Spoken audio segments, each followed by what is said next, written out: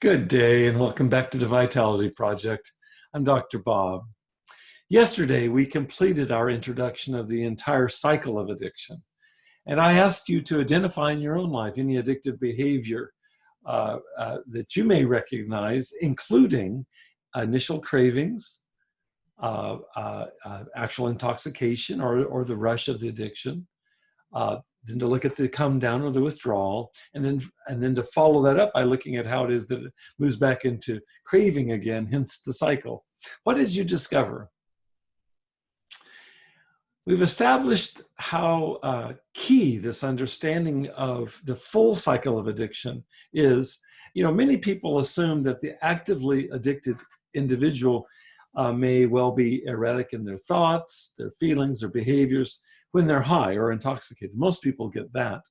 But far fewer people recognize that the brain of the actively addicted individual, whether to substance or other behaviors, is far more compromised than appears on the surface. And that this compromised brain is less and less able to function at any time, not just during the intoxication phase of addiction. I hope you follow me. It's not just when we're high. It's not just when we're indulging in the addictive behavior. It's both before and after. And as I said yesterday, it can become virtually a 24/7 phenomenon in the brain. So let me give you our first example. We'll be looking at a few here. First of all, addiction hijacks the brain. That's really what we're talking about. And it gets to where it can hijack the brain pretty much constantly through the day.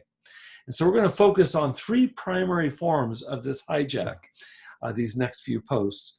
And each one of them has a huge impact, not only on our lives, but on our relationships. So for today, hijack number one, the addictive cycle of craving, intoxication, and withdrawal. The addictive cycle numbs pleasure. That's right. You heard me. It numbs pleasure.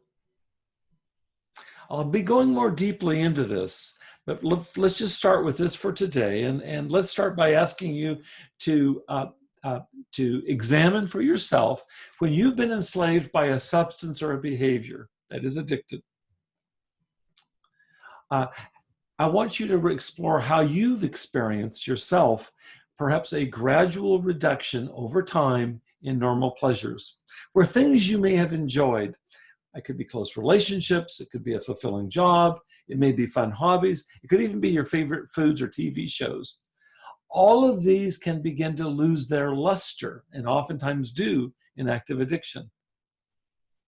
See what comes up for you, and we'll be getting a lot more specific these next couple of days about what's going on in the brain in active addiction. Remember, the whole cycle, and how that inevitably impacts our capacity for normal pleasures, particularly looking at how it affects us in our relationships. Thanks so much for taking a few minutes to join me today. I wish you a good day. I hope that you'll stay safe and be well. And I really would love for you to come back and join me tomorrow. We'll continue this conversation, okay? Thanks and good luck with the homework.